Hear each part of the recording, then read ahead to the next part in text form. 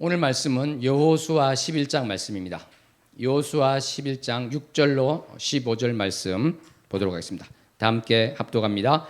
여호와께서 여호수아에게 이르시되 그들로 말미암아 두려워하지 말라. 내일 이맘때 내가 그들을 이스라엘 앞에 넘겨주어 몰살시키리니 너는 그들의 말 뒷발에 힘줄을 끊고 그들의 병거를 불사르라 하시니라. 이에 여호수아가 모든 군사와 함께 메롬 물가로 가서 갑자기 습격할 때 여호와께서 그들을 이스라엘의 손에 넘겨주셨기 때문에 그들을 격파하고 큰 시돈과 미스르봇 마임까지 추격하고 동쪽으로는 미스바 골짜기까지 추격하여 한 사람도 남기지 아니하여 쳐 죽이고 여호수아가 여호와께서 자기에게 명령하신 대로 행하여 그들의 말 뒷발에 힘줄을 끊고 그들의 병거를 불로 살랐더라.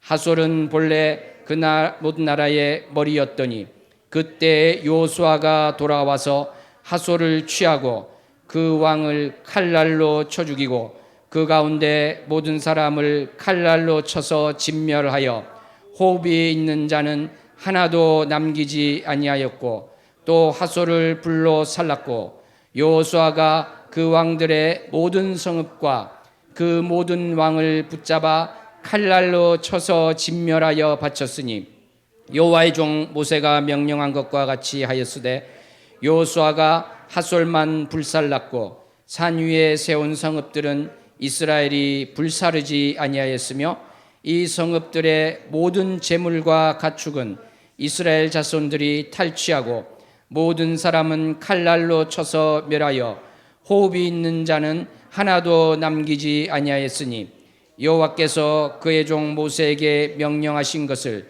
모세는 여호수아에게 명령하였고 여호수아는 그대로 행하여 여호와께서 모세에게 명하신 모든 것을 하나도 행하지 아니한 것이 없었더라.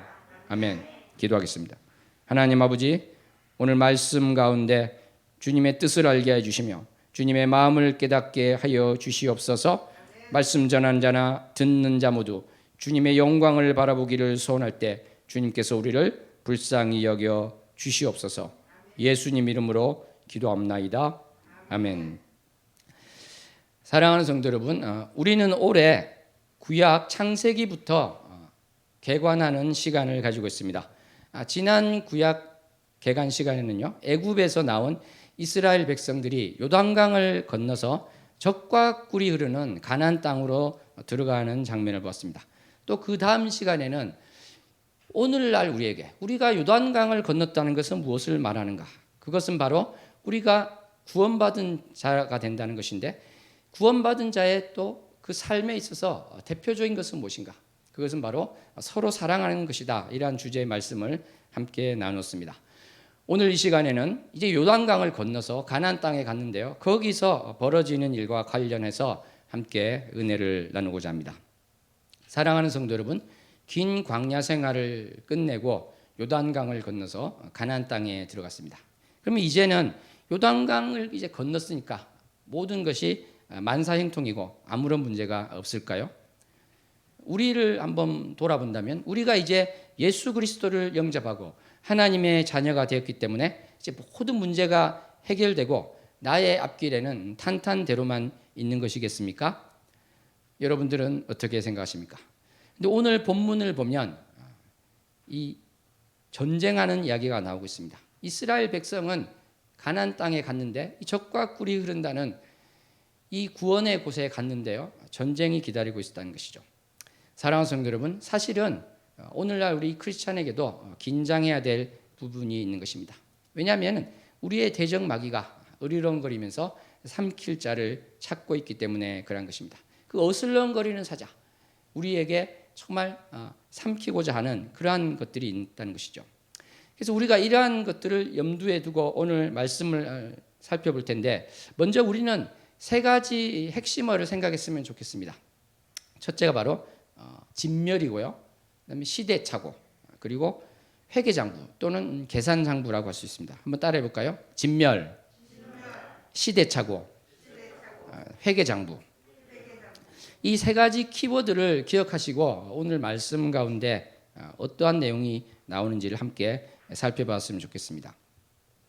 아까 말씀드린 것처럼 가나안 땅에 들어왔지만 이 이스라엘 백성들은 아주 가자마자 태평하게 사는 그러한 것이 기다리고 있는 것이 아니라 바로 전쟁이라는 것이 있었는데, 그것은 그들의 조상이 가나안 땅에 정착을 하였지만은 이미 어떻습니까? 이집트에서 400여 년 이상을 지내다가 왔기 때문에 이들은 사실상 이방인 취급을 받았던 것입니다.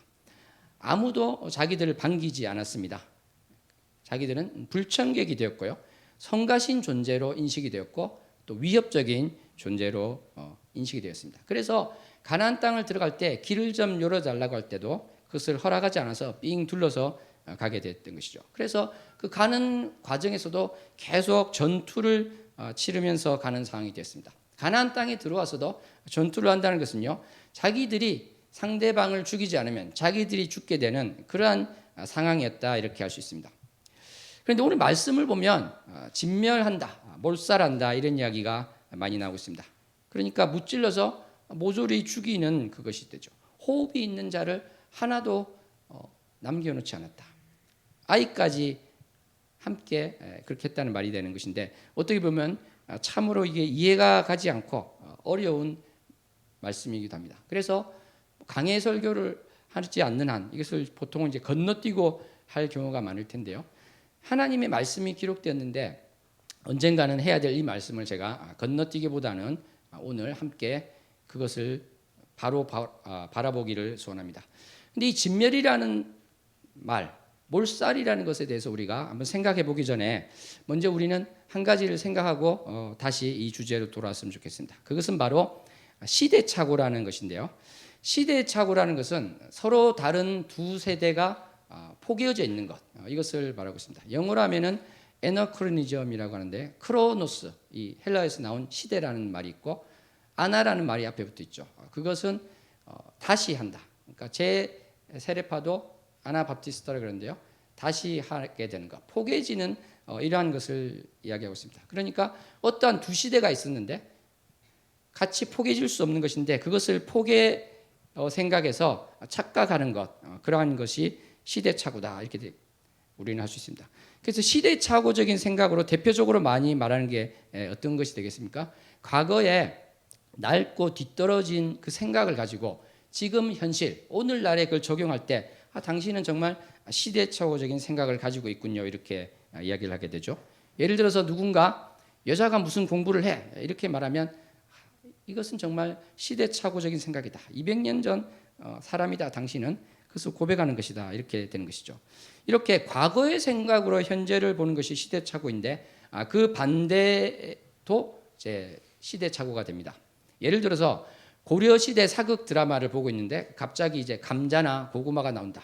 그러면 이것도 이제 시대착오적이라고 할 수 있습니다. 왜냐하면 고구마나 감자가 우리나라에 들어온 것은 100여 년밖에 안 되었기 때문에 그런 것이죠. 이것을 좀 더 일반화해서 말하면은 오늘날의 관점으로 과거의 것을 평가하고 생각하는 것이 바로 시대착오적인 사고고 평가다, 이렇게 할 수 있습니다. 예를 들어서 세종대왕을 볼 때요, 여자들에게 과거 시험을 허락하지 않았기 때문에 세종대왕은 훌륭한 임금이 아니라 편협하고 퇴행적인 왕이었다, 이렇게 평가한다면 이것은 바로 시대착오적인 평가이다. 왜냐하면 지금의 기준을 과거로 데려가서 하는 것이기 때문에 그렇게 되겠죠. 그래서 이렇게 과거의 일을 지금 21세기의 안경으로만 보려고 할 때 역사적인 사건이나 인물에 대해서 불편, 부당한 평가를 할 수가 없게 됩니다. 그러므로 이 시대착오적인 오류에 빠지지 않으려는 태도, 이것은 특별히 또 과거를 다루는 역사학자라든지 또는 그에 준하는 엄밀함으로 과거를 바라보고자 하는 그 누구에게나 필수적으로 요구되는 자세다, 이렇게 할 수 있겠습니다. 그래서 인류 역사상 가장 많이 읽혔고 또 고대 문서의 대표적인 표본이라고 할 수 있는 성경을 바라볼 때도 우리는 이러한 태도를 가져야 될 것입니다. 이러한 태도는 성경을 통해서 하나님을 찾고자 하고 또 그것을 전하고자 하는 우리와 같은 사람들뿐만 아니라 그 반대의 생각을 가지고 성경을 보는 사람에게도 필요한 태도가 되기도 하죠. 예를 들어서 영국의 생물학자 리처드 도킨스라는 분이 있는데 이 사람은 기독교에 대해서 지나칠 정도로 독설적이고 집요할 정도로 공격하는 사람입니다. 완전히 반기독교적인 그런 인물이죠. 그런데 그럼에도 불구하고 이 사람은 시대착오적인 오류에 빠지면서 비판하지는 않았습니다. 예를 들어서 오늘 본문과 같은 말씀을 보면서 리처드 도킨스는 뭐라고 말했냐면 그 당시 전쟁은 통상 또 그러한 것이 있었다. 이런 식으로 이야기했지. 이러한 잔인한 장면이 있기 때문에 기독교는 틀렸다. 이렇게 말은 하지 않았다는 것이죠. 사랑하는 성도 여러분, 그러므로 우리는 시대착오적이지 않은 사고와 태도로 성경을 보고 그것을 이해하려고 하는 것이 매우 중요합니다. 왜 이것이 중요하냐면 성경에 또 이런 말씀이 있죠. 부모의 말씀에 그것을 전혀 듣지 않고 거역하기만 하는 자녀, 아무리 타일러도 듣지 않을 때 이 자녀에 대해서 어떻게 하라고 되어 있습니까? 신명기 21장에 보면은 돌로 쳐 죽이라 이렇게 되어 있습니다. 근데 이것을 지금의 기준으로 봐서 야 어떻게 이렇게 끔찍한 책이 있나 하면서 덮어버리면 그것은 아까 말씀드린 그러한 오류에 우리가 빠진다고 할 수 있을 것입니다. 사랑하는 성도 여러분, 이 시대착오적인 부분에 대해서는 다시 한번 또 말씀을 또 드리긴 할 텐데 우리가 이제 하나 더 볼 것은요. 시대착오적인 생각으로 성경으로 들어가는 것 이것이 문제인데 반대로 성경으로부터 시대착오적인 생각으로 나와서도 안 될 것입니다. 아까 같은 것도 마찬가지가 되겠죠. 성경이 진리의 말씀이니까 성경에 있는 것들 그대로 행해야 돼 하는데 그것이 예를 들어서 자녀가 불순종할 때 돌로 쳐 죽인다는 것을 그대로 적용해서 되겠습니까? 또 전쟁할 때 오늘과 같은 이런 진멸에 대한 얘기가 나왔다고 해서 우리가 모든 전쟁을 그렇게 하는 것이 맞다. 이렇게 한다면은 성경으로부터 그 시대착오적인 생각을 이끌어내는 그런 것이 되겠죠. 우리는 성경의 글자 그대로 그것이 진리이고 하나님의 말씀을 따라야 된다는 것은 알고 있지만 예를 들어서 구약에 나오는 그 짐승 제사를 우리가 드리지 않고 있는 것이죠. 물론 이것을 또 하려는 사람들이 있어요. 그죠? 지금도 짐승 제사를 드리는 사람도 있고 성경에 나온 대로 살아야 되겠다. 그러면서 자동차 대신에 말을 타는 사람도 있습니다만 저는 이러한 것들이 다 시대착오적인 생각이다 이렇게 생각합니다. 사랑하는 성도 여러분, 이렇게 우리가 이 부분에 대해서 살펴봤는데 좀 더 이제 우리는 구체적으로 하나님께서 이 진멸에 대해서 이야기하신 그 특수한 주제에 대해서 한번 이야기를 나눴으면 합니다. 사람이 실수로 또는 자기 욕심으로 그 상대방을 죽인 것도 아니고 싸움을 하다 보니까 그렇게 된 것도 아니고 하나님께서 미리 말씀을 하셨죠. 분명히 이 진멸에 대해서 말씀을 하셨습니다. 왜 그러셨을까요? 그리고 이것이 3,500년이 지난 지금 우리에게 주는 어떤 교훈은 또 무엇이 되겠습니까? 하나님께서 우리에게 3,500년이 지난 우리가 이것을 보고 어떤 생각을 하기를 원하시겠습니까? 우리는 이것을 알기 위해서 내용에 정말 또 들어가 보아야 될 것입니다. 이것을 게을리하게 되면은 이상한 적용을 또 하게 되는 것이죠. 그러니까 이 진멸은 바로 전쟁에 적용되는 것이 아니라 다른 영역에 적용될 수 있는 것이다. 여기까지는 맞는다고 할 수 있는데 그것을 자기 나름대로 해석하면 이상한 것이 되는 것이죠. 예를 들어서 지난번 말씀 가운데 그런 예를 들지 않습니까? 10여 년 전에 미국에서 어떤 택시 운전기사가 법원 앞에 크리스마스 트리를 세운 것을 보고 왜 종교적인 일을 하는가 하고 법원에 고소를 했습니다. 그런데 이러한 문제와 관련해서 이 사람이 망막에 문제가 생기면서 시각장애인, 장님으로 돼가는 큰 문제가 생겼다는 것이죠. 그런데 이 진멸과 관련된 오늘 말씀을 이상하게 해석하면 어떠한 말을 하는 사람이 나오게 될까요? 아주 극단적이긴 합니다만 야 그거 봐라 하나님에게 대적하더니 저런 일이 생겼다. 눈뿐만 아니라 정말 이 진멸 그 모든 부위가 사실은 심판받아야 된다. 이러한 이상한 태도를 나타내게 될 수도 있겠죠. 우리는 그렇기 때문에 이 부분에 대해서 정말 하나님께서 그러한 이상한 결론, 이상한 적용이 아니라 우리에게 지금 주시고자 하는 것이 무엇일까? 이 생각을 하면서 우리가 한번 바라봐야 될 것입니다. 첫째로 우리가 생각할 수 있는 것은 순종과 관련된 것인데요. 이에 대해서는 지난번에 이 사울 왕과 관련된 이야기도 했고 또 다음번에 말씀드릴 기회가 있으므로 오늘은 생략하도록 하겠습니다. 오늘은 그 두 번째라고 할 수 있는 부분에 대해서 한번 살펴볼 텐데요. 이 진멸하라고 말씀하실 때 하나님께서는 천편일률적으로 똑같이 말씀하신 것이 아니라 각각의 전투에 대해서 좀 다르게 말씀하셨습니다. 불살은 성읍이 여리고를 불살랐고 아이 성을 또 불살랐고 오늘에 나오는 하솔을 불살랐는데 여리고에서는 가축도 진멸하라고 하셨어요. 근데 그것은 첫 번째 전투이기 때문에 그렇게 하셨다. 우리가 이렇게 볼 수 있습니다. 아이 성 전투에서는 가축은 살려두라고 했고요. 하솔 전투에서는 재물도 이제 가질 수 있도록 허락을 하셨습니다. 이렇게 좀 다르게 되어 있는 것이죠. 이 북연합군이라고 할 수 있는 야빈과의 전투에서 하나님께서 이러한 방식을 이야기하셔서 똑같은 것이 아닌데 그래도 똑같은 것은 무엇입니까? 이 사람에 대해서 진멸하는 이야기를 하신 것이죠.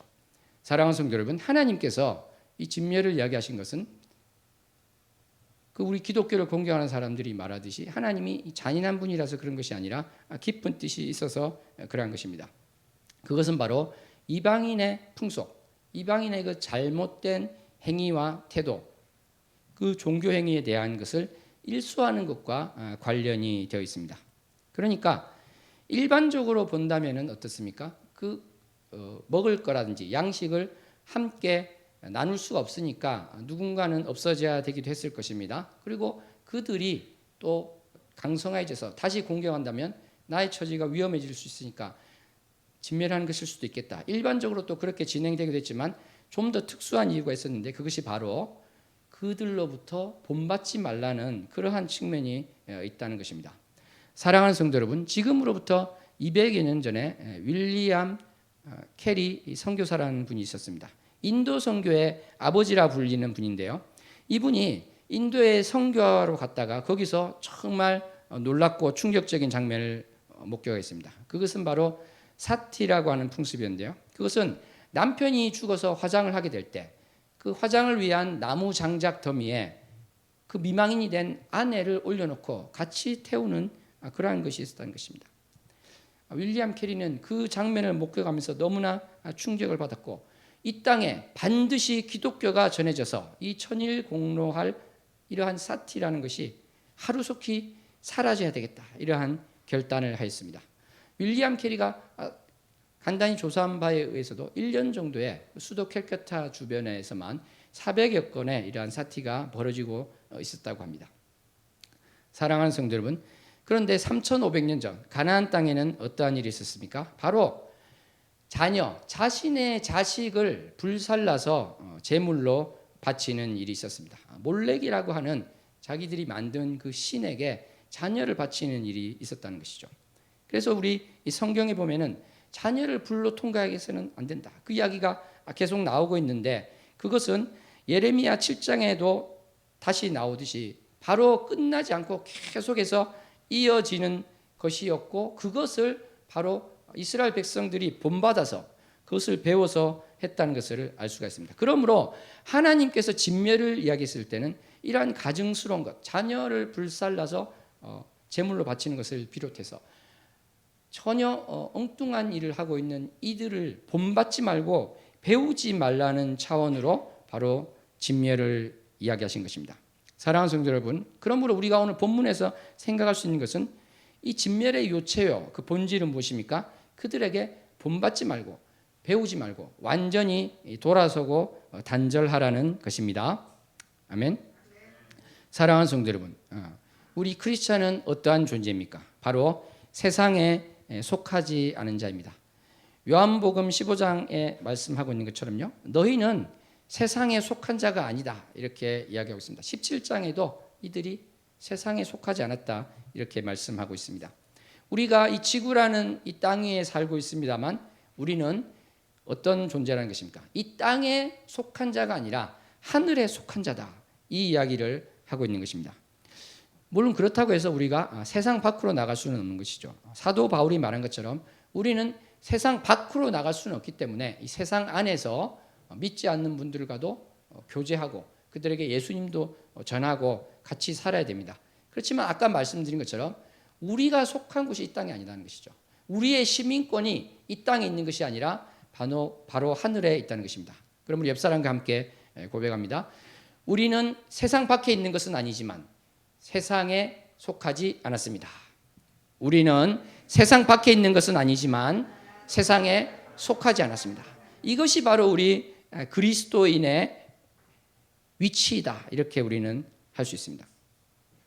사랑하는 성도 여러분, 이렇게 우리가 하늘에 속해 있는 자라고 한다면 이 땅의 기준과 다르게 살아야 된다. 이 땅의 규범과 다르게 살아야 된다는 것입니다. 이 땅에서 말하는 것은 무엇입니까? 바로 자랑거리가 참 많죠. 육신의 욕망, 눈의 욕망, 그리고 재산 같은 것, 살림살이를 떠벌리는 것. 요한일서 2장 16절에 말한 것처럼 이것이 바로 세상에서의 기준이고 세상에서 사람을 평가하는 것이지만 그렇게 하지 말라고 하는 것입니다. 바로 하늘에 속한 자는 그러한 기준으로 살지 말라고 하는 것입니다. 바로 우리는 하나님의 기준에 입각해서 살아야 된다, 이 말씀을 하고 있는 것입니다. 그러므로 하나님을 의지하고 우리가 살아야 되는 것이고 다른 것들을 바라보고 거기서 무엇인가 얻을 수 있다고 소망을 가지고 살지 말라는 것이죠. 사랑하는 성도 여러분, 그런데 그것이 진멸이라고 연결하면 어떻게 되겠습니까? 바로 우리가 두 마음을 품지 말고 완벽하게 단절하라는 것입니다. 100% 단절하라는 것입니다. 옆 사람과 함께 고백했으면 좋겠습니다. 세상의 것과 100% 단절합시다. 세상의 것과 100% 단절합시다. 아까 말씀드린 것처럼 자동차 대신에 말을 타자는 그런 것이 절대 아닙니다.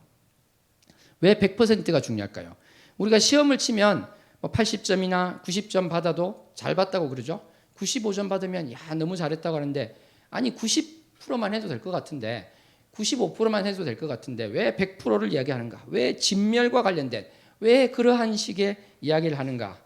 이것은 바로 이러한 이유 때문에 그러한 것입니다. 이스라엘에 3,500년 전에 어떤 농부가 있었습니다.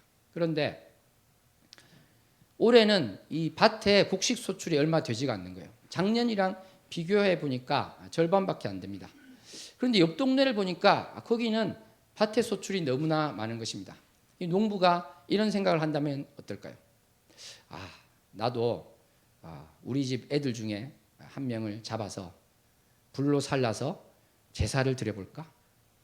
내가 10년 동안 한 번도 안 했는데 한 번 정도는 괜찮지 않겠어? 이런 식으로 한다면 10년 동안 한 번도 안 했어요. 이 사람은 90%는 맞다고 주장할 수 있을지 모르지만 100% 단절하지 않았을 때, 이러한 것과 담을 쌓지 않았을 때, 완전히 돌아서지 않았을 때 우리가 이해해서 볼 수 있듯이 이것은 하나님께서 결코 기뻐할 수 없는 것이며 나의 존재가 무엇인지, 나의 위치가 무엇인지를 다시 한번 생각하지 않을 수 없는 것이 되는 것입니다. 사랑하는 성도 여러분, 그렇기 때문에 야고보서에 보면은 우리가 두 마음을 품지 말라고 이야기하고 있습니다. 하나님께 기도하고 바라는 것은 받을 줄로 믿어야지 그것을 두 마음을 품고 의심을 하지 말라고 이야기를 하고 있습니다. 호세아 10장에도 보면은 정말 이 제단을 많게 하고 이방 신상들을 세우고 돌기둥을 세우고 그러한 것들을 하는 자들을 향해서 두 마음을 가졌다고 합니다. 왜냐하면 하나님한테 기도를 열심히 했는데 결과가 나오지 않는 거예요. 그러니까 나도 저 이방 신을 한번 세워서 거기에 기도를 해볼까? 이렇게 된다는 것이죠. 바로 그러한 식으로 우리가 살아서는 안 되는 것이다.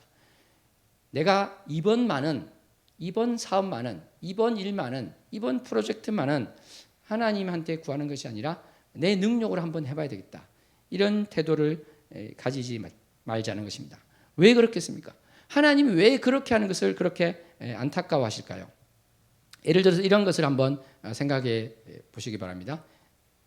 어떤 사람이 있는데 이분의 아버지가 그 도시의 시장이었어요. 그런데 또 세계 100대 기업의 CEO입니다. 사장이고요. 또 상담학과 교수가 돼요. 이러한 아버지를 뒀는데 이 사람이 어떤 문제가 생겼을 때 마약상을 찾아간다면 어떻게 됐습니까? 마약상을 찾아가서 돈을 꾸러 다니고 그 다음에 돈이 궁하니까 아버지한테 구하면 되는 것인데 아버지가 요즘 사업이 힘들 것 같은데 될까? 나의 장기를 팔아봐야지. 이런 식으로 된다면 어떻게 되겠습니까? 사기꾼에게 인생 철학을 들으면서 자기의 갈 길을 배우려 한다면 어떻게 되겠습니까? 그것이 100번에 한 번만 그렇게 한다 하더라도 정말 그 누가 봐도 안타까운 것이 아닐 수가 없을 것입니다. 사랑하는 성도 여러분, 그러므로 우리가 100% 주님께 의지한다는 것은 전능하신 주님을 의지하지 않고 다른 세상의 것을 의지한다는 것은 너무나 안타까운 것이기 때문에 하나님께서는 그렇게 하지 말라고 하시는 것입니다. 두 마음을 품지 말라.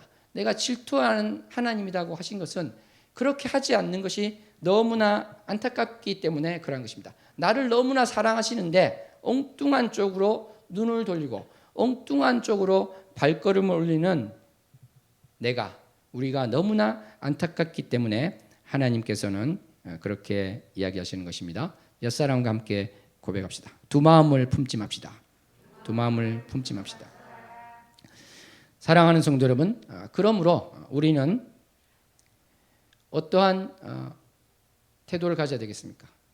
내가 지금 하나님이 아니라 다른 것을 의지할 때, 하나님이 아니라 다른 것을 너무나 사랑할 때, 하나님의 기준에 살려하지 않고 하나님이 지금 내 안에서 성령님께서 말씀하신데 그것을 기울이지 않는 것은 사실은 내가 몰렉에게 그 이방신에게 자녀를 불살라서 주는 것과 크게 다르지 않다. 우리는 사실은 이러한 생각을 해야 될 것입니다. 이것도 사실은 시대착오와 관련된 그 키워드를 한번 바라볼 수가 있습니다.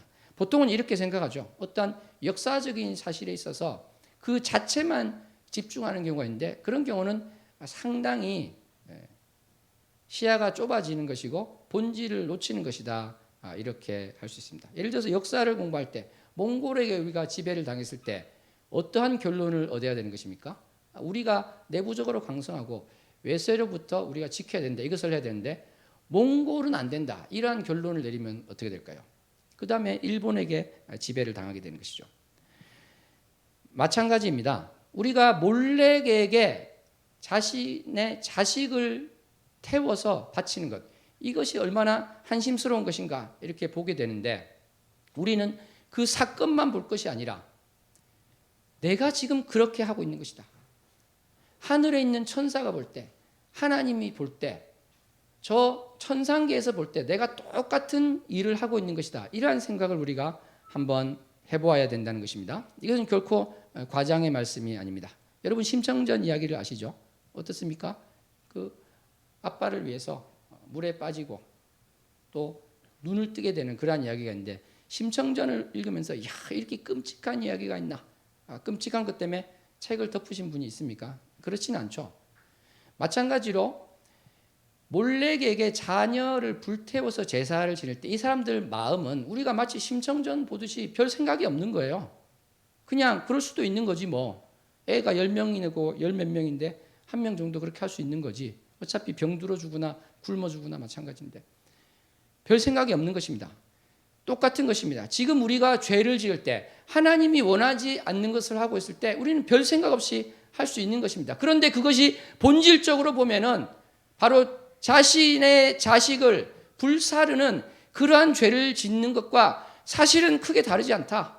그런데 그것을 깨닫지 못하고 있는 게 있다는 것입니다. 그럼 우리가 시대착오적인 이 키워드로 볼 때요. 내가 사실 그렇게 하고 있지 않은가? 나를 바라보는 것이 필요할 것입니다. 옆사람과 함께 고백합니다. 몰렉에게 자식을 불태워 주는 죄를 짓지 맙시다. 몰렉에게 자식을 불태워 주는 죄를 짓지 맙시다. 이 몰렉 이런 데 하는 것이 바로 지금 내가 하는 것, 어떻게 보면 별것 아닌 것일 수 있습니다. 그런데 그것이 바로 하나님 보실 때는 똑같은 것이다. 이렇게 말할 수 있는 것이죠. 사랑하는 성도 여러분, 하나님의 마음을 우리는 알아야 됩니다. 하나님께서 이 성경이 말한 것을 가운데 이것은 글자 그대로 봤을 때 별것 아니니까 넘기자 그것이 아니라 그 속에서 하나님이 무엇을 말씀하시고자 하는가 그것을 우리는 보아야 될 것입니다. 예를 들어서 출애굽기 22장 보면 이런 말씀이 나옵니다. 도둑이 들어올 때 그 사람을 쳐 죽일 수 있는데 해가 돋았을 때 낮에는 그러지 마라 이렇게 이야기를 하고 있습니다. 사랑하는 성도 여러분, 하나님의 마음은 어떠한 것이라고 생각하십니까? 도둑은 이 강도는 내가 목숨을 또 지키기 위해서 죽일 수도 있을 것 같은데 그냥 악인인데 하나님은 그 도둑이 낮에 맞아 죽는 것을 안타까워하시는 것입니다. 그죠? 낮에 죽이지 말라고 이야기하고 계세요. 사랑하는 성도 여러분, 하나님께서 그 악한 도둑을 염려하신 것처럼 바로 우리 죄 때문에 예수님을 모르고 하나님을 모르고 주님의 뜻대로 살지 않던 나와 같은 죄인, 우리와 같은 죄인을 불쌍하게 여기십니다. 그러한 죄인된 우리를 주님은 불쌍히 여기시고 주님 앞으로 오기를 원하고 계신 것입니다. 주님의 사랑은 얼마나 많이 나타나고 있습니까? 제가 말씀드린 것처럼 밭에 이삭을 거둘 때 구석구석까지 거두지 말라는 것입니다. 내버려둬서 외국인, 나그네, 과부와 같은 힘든 사람이 가져갈 수 있게 하라고 레위기 23장에 나오죠. 곡식을 거둘 때 그것을 한 묶음을 깜빡하고 잊고 안 가졌을 때 돌아가서 가져오지 말라고 신명기 24장에서는 이야기하고 있습니다. 너가 깜빡 잊었으면 그것을 안 가져왔을 때 가난한 사람이 또 가져갈 수 있지 않겠느냐, 이 이야기를 하고 있는 것입니다. 사랑하는 성도 여러분, 아까 우는 사자에 대해서 말씀을 드렸는데요. 그렇습니다. 바로 우리는 내 앞에는 이 우는 사자, 회방꾼이라고도 하고 마귀라고도 하고 악마라고도 하죠. 사탄이라고도 하고 하나님의 이 대적자가 바로 나를 사자처럼 삼키려 하고 있습니다. 사자의 비유, 이것은 참 어떻게 보면 바로 와닿는 비유가 아닐 수도 있지만 또 가만히 생각해 보면 굉장히 또 와닿는 비유가 될 수 있습니다. 제가 외국의 어떤 친구를 알고 있었는데 이 사람이 청년 때 아프리카에 집차로 여행을 갔다고 합니다. 그런데 이제 밤이 되니까 집차에서 자야 되는데 불편하니까 텐트를 치고 한 명이 텐트로 갔다고 합니다. 근데 텐트에 들어간 지 얼마 안 돼서 큰 소리가 났는데 묵직한 소리로 그르렁 그르렁 소리가 났다고 합니다. 바로 사자가 온 것이죠. 텐트가 얼마나 얇습니까? 그 얇은 천 사이에 바로 사자와 마주하고 있었다는 것입니다. 그랬을 때 그 사람이 느끼는 그 긴장감과 공포가 얼마나 컸겠습니까? 사랑하는 성도 여러분, 바로 우리가 죄를 지을 때 우리를 삼키고자 하는 악한 자는 그것을 기뻐하면서 우리가 넘어지기를 바라고 있습니다. 우리가 하나님을 배신하고 믿는 자가 아닌 자로서의 삶을 살기를 원하고 그렇게 유혹해서 삼키는 것, 자신의 먹이가 되기를 원하고 있는 것입니다. 우리가 죄를 너무나도 가볍게 여기고 내가 죄 짓는 것에 대해서 크게 개의치 않은 시대에 살고 있습니다만 바로 그것이 내가 사자에게 잡아먹히는 것이구나, 내가 멸망으로 가는 것이구나, 이러한 경각심을 가졌으면 좋겠습니다. 그런데 이 사자가 우리를 삼킬 때 하는 그 유혹이라는 것은요, 바로 우리를 헷갈리게 하고 착각하게 하고 오해하게 하는 것이 있다는 것입니다. 아까 말한 것처럼 내가 자식을 불사르지 않으면 큰 죄가 아니야, 이런 것이 아니라 내가 생각하는 작은 죄가 사실은 큰 죄가 된다, 이렇게 되는 것이죠. 이스라엘 백성들은 어떻게 보면 자기들 앞에 바로 대적이 있었어요. 자기들을 죽이고자 하는 그 대적이 있었기 때문에 나를 공격하는 것이 어떠한 것이다를 바로 볼 수 있었는데, 지금은 우리가 보이지 않는 사탄, 보이지 않는 이 악마라는 것들의 공격에 대해서 눈에 보이지 않으니까 그 공격이 있다는 것 자체를 모르고 살아갈 때가 너무나 많습니다. 여러 가지가 있겠지만 무엇이 되겠습니까? 바로 내가 사랑해야 될 사람을 사랑하지 않고 판단할 때, 비난할 때, 미워할 때 바로 나는 사자의 입 안으로 들어가고 있다, 이것을 알아야 될 것입니다. 내가 지금 주님이 원하지 않는 길로 가고 있다, 이것을 우리가 생각해야 될 것입니다. 사랑하는 성도 여러분, 우리는 주님께서 하늘에 속한 자라고 하면서 바로 주님 앞에 흠없는 자로, 점없는 자로 서기를 원하십니다. 내가 세상 기준에 매여 있을 때는 바로 주님 앞에 우리는 흠없는 자로, 점없는 자로 설 수가 없을 것입니다.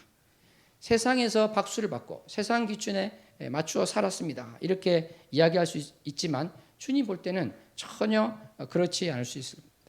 우리가 세상을 바라볼 때 그 길이 비단길 같고 꽃길 같지만 그 세상이 바라는 그 길로 갔을 때 그것은 바로 멸망으로 이르는 길이 될 수가 있는 것입니다. 내가 깊은 수렁에 빠져서 허우적거리고 있는데 그것이 무언지도 모르고 살 수 있다는 것이에요. 그러므로 주님께서는 이런 세상적인 것, 누구나 가는 그러한 길로 가지 말고 좁은 길로 가라고 이야기하십니다. 좁은 문으로 들어가라고 이야기하십니다. 멸망으로 인도하는 그러한 길, 모두가 가고자 하는 길은 너무나 넓습니다. 모두가 다 그리로 가지만 좁은 문으로 가는, 좁은 길로 가는 그것은 어떻습니까? 좁고 협착해서 너무나도 비좁아서 찾는 자가 적다, 이렇게 이야기하고 있습니다. 누구나 보기에 너무나 좋아서 찾는 자가 많은 것이 아니라 적다, 이렇게 이야기하고 계신 것입니다. 사랑하는 성도 여러분, 여러분은 좁은 문으로 가고 계십니까? 나는 좁은 문으로 가고 있습니까? 내가 이 땅의 삶을 마감하고 주님 앞에 섰을 때 너는 좁은 길로 갔느냐, 좁은 문으로 갔느냐 물으실 때 과연 내가 대답할 수 있을까요? 주님께서는 여러 가지에 대해서 말씀하셨습니다. 예를 들어서 산상수훈에 있는 말씀을 본다고 할지라도 이것은 내가 도저히 지킬 수 없는 말씀이다, 이렇게 하고 성경을 덮어버릴 것이 아니라 왜 주님께서는 그러한 말씀을 하셨을까? 왜 내가 지키기도 너무나도 어려운 이런 말씀을 하셨을까를 한번 생각해 보아야 될 것입니다. 바로 내가 주님의 것으로 충만할 때, 주님의 사랑으로 차고 넘칠 때 그러한 것도 할 수 있는 것이다. 내가 그러한 것이 이루어지는 자다. 그러한 소명과 소망을 가지고 살아야 되는 것입니다. 그것이 바로 우리 크리스찬의 임무이고 사명이고 또 올바른 도리다, 이렇게 생각할 수 있습니다. 사랑하는 성도 여러분, 물론 우리가 오해하지는 말아야 될 것입니다. 좁은 문으로 간다고 해서 우리 모두가 가난하게 살고 모두가 힘들게 산다, 그것을 말씀드리는 것은 아닙니다. 우리가 주님의 뜻대로 살 때 이 땅에서도 정말 그렇게 힘들게 사는 것이 아니라 천국을, 또 마음의 평강을 누릴 뿐만 아니라 그 외에 다른 것도 누릴 수가 있고, 그러한 경우를 우리가 너무나 많이 보게 됩니다. 왜냐하면 물질만 하더라도 하나님의 일을 하는데 물질이 필요하다면 하나님이 나를 통해서 그것을 또 하게 하시는 것이죠. 그랬을 때 내가 물질을 가질 수도 있는 것입니다. 그런데 중요한 것은 내가 그 물질을 위해서 그것만을 바라보고 그것이 목표가 되어서 나갈 때 하나님이 주시지 않는다는 것입니다. 하나님이 주신 게 아닐 수가 있는 거예요. 내가 주님만을 믿고 나왔을 때 부가적으로 그러한 것들이 따라올 수 있는 것이지, 그것 자체가 목표가 되어서 그것 자체로서 나의 욕심을 채우기 위한 것이 먼저 된다면 그것은 주님께서 기뻐하지 않으실 뿐만 아니라 또 되지도 않는다, 이것을 우리가 생각할 수 있을 것입니다. 사랑하는 성도 여러분, 아까 크리스마스 트리와 관련돼서 눈이 이제 멀어지는, 앞이 안 보여지는 그 택시 기사에 대해서 한번 이야기를 했습니다. 그랬을 때 우리가 정말로 악한 것을 진멸하고 주님의 것으로 채워지기를 바란다면 그 사람에 대해서 어떠한 태도를 가질 수 있겠습니까? 지난 시간에 말씀드렸습니다만 어떤 교회에서 그 주님을 노골적으로 반대했던 그분이 눈이 점점 장님이 돼간다고 했을 때 그분을 도와드리기로 결정했다는 것입니다. 그것도 1회에 끝난 것이 아니라 지속적으로 계속 돈을 보내주면서 도왔다는 것입니다. 사랑하는 성도 여러분, 이 태도가 바로 무엇을 이야기하고 있습니까? 바로 악으로 악을 갚지 않는다는 것입니다. 악을 선으로 갚는다는 것입니다. 그런데 오늘은 여기에 더해서 한 걸음 더 나아가서 생각을 해보기를 원합니다.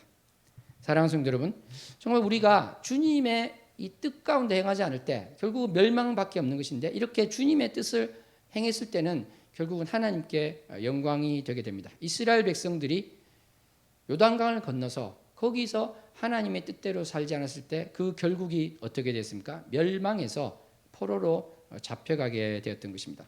그러므로 우리가 주님의 뜻 가운데 살지 않을 때 우리 앞길에 무엇이 있을 것인가? 참으로 안타까운 일이 있을 수 있다, 이렇게 우리는 생각할 수 있습니다. 그런데 우리가 한 걸음 더 아까 나간다고 말씀드렸는데 그 부분에 대해서 세 번째 주제에 대해서 우리가 말씀을 나누고자 합니다. 말씀 가운데 고린도전서 13장 5절 말씀이 있죠. 그것을 한번 합독하도록 하겠습니다. 무례히 행하지 아니하며 자기의 유익을 구하지 아니하며 속내지 아니하며 악한 것을 생각하지 아니하며. 이것은 사랑에 대한 이야기죠. 고린도전서 13장 사랑장에서 사랑에 대한 것을 이야기하고 있습니다. 오늘은 제가 말씀 가운데 내 악한 것을 다 진멸하고 세상 기준이 아니라 주님의 것으로 따르자 이렇게 이야기했을 때 여러 가지가 있겠습니다만 그 중에 한 가지에 우리가 초점을 맞춰서 한번 이야기를 해보고자 합니다. 그 말씀을 나눌 때 또 특별히 13장 5절의 마지막 부분에 있는 후반절에 있는 악한 것을 생각하지 아니하며 이 부분에 대해서 함께 말씀을 나누고자 합니다. 여기서 생각하다 이것은 헬라어로 로기조마이라고 그러는데요. 이것은 한번 따라해도 좋을 것 같아요. 한번 해볼까요? 로기조마이. 예. 로직이라는 그런 말도 여기서 나온 것인데 이것은 계산하다 이런 것이 됩니다. 영어로 이제 카운트가 되는 것이죠. 그래서 실제로 히브리어 성경을 헬라어로 옮겼던 70인역 레위기 27장을 보면은 이 계산하다. 희년까지 제사장이 그 값을 계산하다가 나오는데 바로 이 단어가 나옵니다. 그러니까 이것을 희년까지 생각하고 계산하고 대신에 생각하고 하면 조금 이상하죠. 원래 뜻이 계산하다는 뜻이죠. 근데 신약에 와서는 이것이 이제 생각하다라는 뜻으로 많이 되게 되었는데 그것은 결국은 어떠한 것이 될까요? 내가 저 사람이 나에게 어떤 나쁜 짓을 했어요. 그러면 내가 그 회계장부에 그것을 기록합니다. 두 번째로 나쁜 짓을 했는데 그것을 또 기록하죠. 그러니까 여기서 생각하다는 것은 나의 머릿속에 있는 나의 마음속에 있는 회계장부에 하나하나 기록한 것 그것을 바라보고 그것을 유지한다. 이러한 것에 생각한다. 이것이 되는 것입니다. 이것이 제가 막 엉뚱한 이야기를 하는 것이 아닌 것이 바로 디모데후서 4장 16절에 보면은 그들에게 허물을 돌리지 않기를 원한다 이런 말이 나오는데요. 허물을 돌린다고 번역되어 있는 것이 바로 이 로기조마입니다.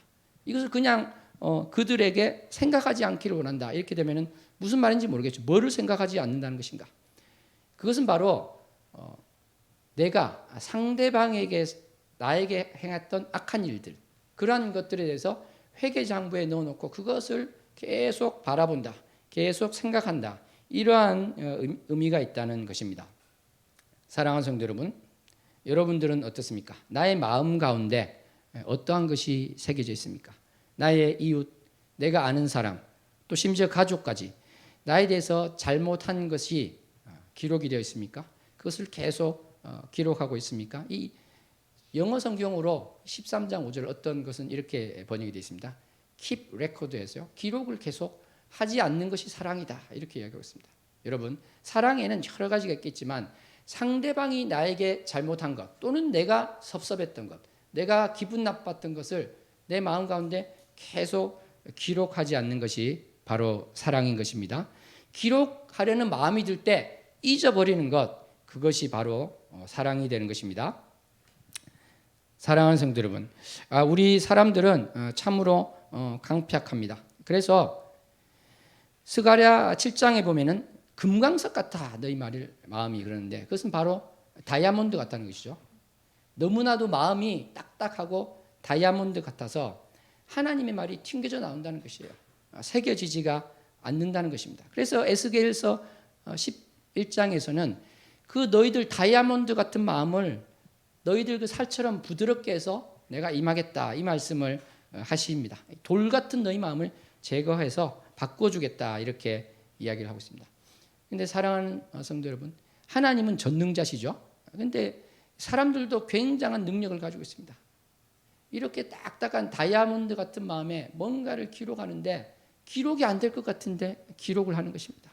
바로 상대방이 나에게 잘못한 것을 기록을 하는 것이에요. 그런데 기록이 되는 것이에요. 이 딱딱한 다이아몬드에 기록이 될 뿐만 아니라 잘 지워지지도 않는 것입니다. 상대방이 잘한 것은 잘도 잊어버리는데 상대방이 잘못한 것은 너무나 그것을 잘 기억하고 있는 것입니다. 사랑하는 성도 여러분, 사랑에는 여러 가지가 있습니다. 오래 참음이 있고 온유함이 있지만 오늘 우리가 한번 생각해 볼 것은 기록하지 않는 것입니다. 나의 마음에 이 회계장부에 기록하지 않는 것입니다. 한번 6사람과 함께 고백합시다. 상대방의 잘못을 기록하지 맙시다. 상대방의 잘못을 기록하지 맙시다. 나의 이 장부 자체를 지워버렸으면 좋겠습니다. 사랑하는 성도 여러분, 이것이 얼마나 중요한지 모릅니다. 내가 이러한 장부를 가지고 있는 상태에서 아무리 상대방에게 좋게 한다 할지라도 그것은 한계를 가질 수밖에 없어요. 진멸해야 되는 것입니다. 완전히 없애야 되는 것입니다. 확실하게 없애는 저와 여러분 되기를 소원합니다. 그러했을 때 정말 놀라운 변화가 일어나는 것을 여러분들은 확인할 수 있을 것입니다. 저도 한번 생각을 해봤습니다. 오늘 말씀을 보면서 내가 우리 교회 성도들 가운데 이 마음속에 그 회개 장부에 나에게 섭섭하게 한 것을 기록한 것이 있는가? 한 명 한 명 이름을 생각하면서 생각을 해봤는데 다행히 없는 것 같습니다. 없는 것 같아요. 정말 감사했던 것은 우리 교회 성도 수가 많지가 않아서 그렇게 오래 걸리지는 않았습니다. 많았으면 정말 오래 걸렸겠죠. 사랑하는 성도 여러분, 정말 우리 마음 가운데 기록하지 않을 때 기록한 것을 지워주세요. 지우겠습니다. 결단할 때 놀라운 일들이 우리들 삶에 나타날 것입니다. 이루어질 것입니다.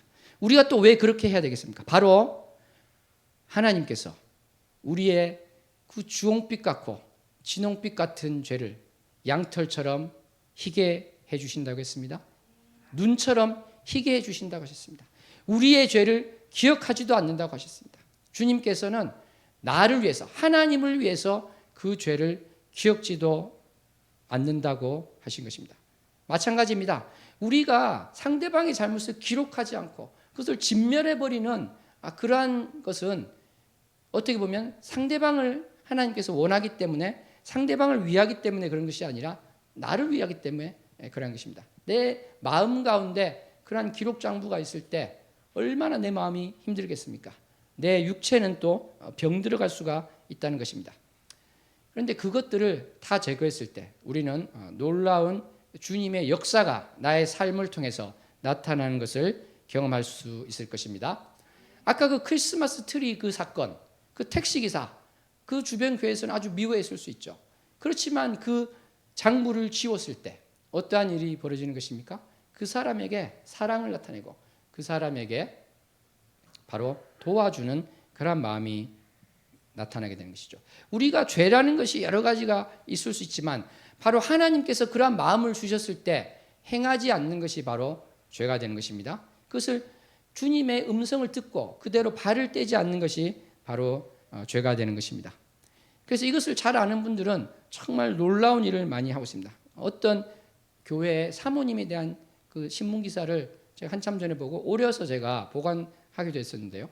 어떤 내용이었냐면 이분이 신장에 아니라 몸에 병이 있었는데 몸이 다 나았어요. 그런데 내가 이렇게 몸이 나았는데 이것이 너무 감사해서 나의 몸의 일부를 다른 사람에게 줘서 그 사람을 돕고 싶다는 마음이 들었다고 합니다. 그래서 그 마음을 가지고 자기가 잘 모르던 그 지방에 내려가서 신장을 떼주고 온 거예요, 정말. 사랑하는 성도 여러분, 바로 이것이 하나님이 일하시는 방식이라고 믿습니다. 우리는 상식이 있고 어떤 생각이 있는데 하나님께서 원하시는 것은 이 상식을 우리의 이성을 뛰어넘기를 원하십니다. 그런데 그것을 반대로 뛰어넘기를 원하지는 않으시죠. 반대로 뛰어넘는 게 무엇이라고 했습니까? 바로 크리스마스 트리 그 택시기사에게 고소하다, 잘됐다, 다른 곳이 더 아파야 되는데 이것이 바로 상식보다도 못하고 이성보다도 못한 것이 되는 것이고 상식적인 것, 뭐 그렇게 벌을 받나 보지, 이러한 상식적인 것을 뛰어넘는 것이 바로 그 사람을 사랑하고 그 사람을 도와준다, 이것이라고 우리가 할 수 있는 것입니다. 사랑하는 성도 여러분, 우리는 하늘에 속한 자라고 이야기했습니다. 바로 나의 노력으로 사실 이러한 것들이 되는 것이 아닙니다. 우리가 이것을 노력으로 한다고 하면은 참으로 어떻게 보면 잘못 나가 있는 길이다, 이렇게 할 수 있죠. 왜 그렇습니까? 이미 율법이 613개가 있었는데 예수님이 말한 것까지 더해서 우리가 어깨에 더 큰 멍에를 매는 그것을 하나님이 원하시는 것이 아닙니다. 바로 무엇입니까? 내가 주님 앞에 서려고 할 때, 주님 사랑합니다 고백할 때 주님의 말씀을 볼 때, 묵상할 때 내가 그렇게 되어져 가는 것입니다. 내가 말씀의 그 생명의 양식으로 나를 채울 때 내가 그렇게 되어져 간다는 것이죠. 그것을 잊고 사는 것, 내가 그렇게 하지 않고 있는데 그것을 모르고 있는 것이 죄가 된다는 것이지, 내가 이것을 해야 돼, 이것을 해야 돼, 이것을 해야 돼, 이런 식으로 하는 것은 아니다, 이렇게 우리가 이야기할 수 있겠습니다. 사랑하는 성도 여러분, 오늘 우리 말씀 가운데 세 가지를 살펴보았습니다. 그것은 진멸에 대한 것이었고, 시대 착오에 대한 것이었고, 회개의 장부에 대한 것이었습니다. 정말 내가 아직도 세상 기준을 따라서 살고 있는 것이 있습니까? 하나님보다 더 사랑하는 것이 있습니까? 진멸하는 자 되기 원합니다. 하나님께서 나의 마음 가운데 기도하기를 원하시고 예배 자리에 나오기를 원하시고 성경을 보기를 원하는데 내가 그렇게 하지 않고 있습니다. 그러한 불순종의 마음을 진멸하는 자 되기 원합니다. 그리고 회개장부, 특별히 우리가 너무 많은 것이 있다고 한다면 오늘 하루는 한 가지를 꼭 우리가 기억하고 돌아갔으면 하는 것이 회개장부, 내 마음속에 있는 상대방의 잘못, 그것에 대한 회개장부를 지우겠습니다. 또 앞으로 그러한 생각이 들 때 정말 키버 레코드, 그 기록하는 것을 멈추겠습니다. 결단하고 고백하면서 그렇게 바를 때는 저와 여러분이 되기를 소원합니다. 그래서 이 땅 가운데 살면서 아웅다웅 싸우고 지적질하고 판단하고 비판하면서 사는 것이 아니라 용납하고 그 사람에 대한 미운 생각이 이미 사라졌기 때문에 그 사람을 진정으로, 형식적으로가 아니라 사랑으로 안아줄 수 있는 우리 모두가 되기를 소원합니다. 그리하여서 정말 주님이 원하시는 그 하나님의 나라가 나를 통해서 확장될 수 있기를 소원합니다. 기도하겠습니다. 하나님 아버지, 내가 가나안 땅에 들어가서 몰렉에게 자식을 불사르며 우상 숭배하는 그런 사람과 같은 삶을 살고 있지는 않습니까?